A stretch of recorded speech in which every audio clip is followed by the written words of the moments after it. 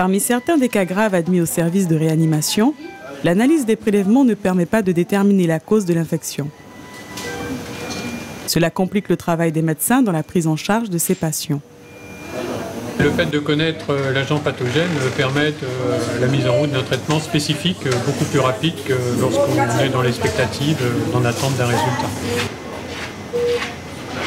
Pour trouver l'origine de ces maladies que les analyses habituelles n'arrivent pas à détecter, l'hôpital de Cayenne et l'Institut Pasteur ont mis en place Emergui, un programme de recherche qui permettra de mieux connaître les agents pathogènes qui circulent en Guyane. Pour chacun des patients inclus dans ce programme par le docteur Rommel, des informations spécifiques sont collectées. On a établi un dossier qui va nous permettre de recueillir à la fois l'ensemble des éléments passés et puis ce qui se passe au cours de l'hospitalisation qui est en cours. La constitution des dossiers est suivie par Alice. Elle est assistante de recherche clinique et centralise toutes les informations dont les chercheurs de l'Institut Pasteur auront besoin pour leurs travaux. Mon rôle, en fait, c'est de s'assurer que le protocole qui a été mis en place pour l'étude soit respecté. Donc, réglementairement, en fait, c'est que le consentement du patient ou de la famille soit bien recueilli. Et puis sinon, en pratique, apporter un soutien si nécessaire à l'équipe hospitalière. Et voilà, relayer les informations aussi si besoin entre l'hôpital et Pasteur. Aujourd'hui, Alice a rendez-vous avec les responsables du laboratoire de virologie pour faire le point sur les dossiers des patients inclus dans le programme Emergui. Là, c'est à peu près le bilan du patient 4. Donc voilà, on a quasiment tous les résultats. Les maladies infectieuses étant très fréquemment d'origine virale, l'organisation des recherches a été confiée à ces spécialistes des virus. C'est des analyses qui sont pertinentes. Mais d'autres agents pathogènes tels que des bactéries et des parasites pourront également être identifiés. Les prélèvements d'un patient arrivent à l'Institut Pasteur. Ils sont pris en charge par Sophie, qui fait partie des chercheurs chargés d'identifier le responsable de la maladie, selon une stratégie mise en place par le laboratoire de virologie. Comme nous n'avons aucune information sur l'agent pathogène qu'on recherche, notre stratégie est d'utiliser différentes approches pour notre investigation. La première approche fait appel à la biologie cellulaire.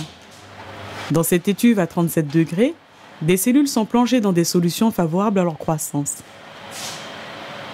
Ces cultures cellulaires vont à leur tour servir de milieu favorable, cette fois à la multiplication des agents pathogènes que l'on cherche à identifier. Au laboratoire, on dispose de différents types de cellules, des cellules de moustiques et des cellules de mammifères, et qu'on infecte avec des prélèvements de sang des patients. La mise en culture d'un pathogène dont on sait juste qu'il est dangereux se fait dans ce laboratoire de haute sécurité. Les cultures cellulaires peuvent permettre d'isoler l'agent responsable de l'infection et d'en disposer d'une grande quantité, ce qui facilitera son identification.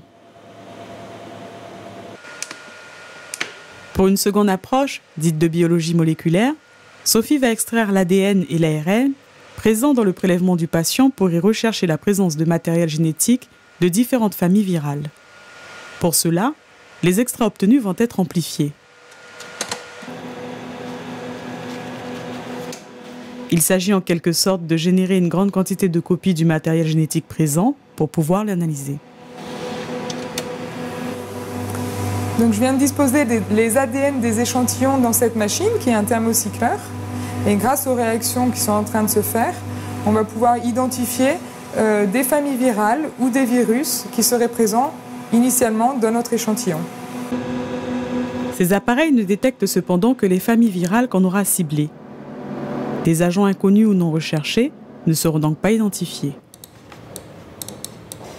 Pour y pallier, une troisième approche fera appel à des séquenceurs haut débit qui réussissent à révéler les codes de chaque brin d'ADN contenu dans le prélèvement.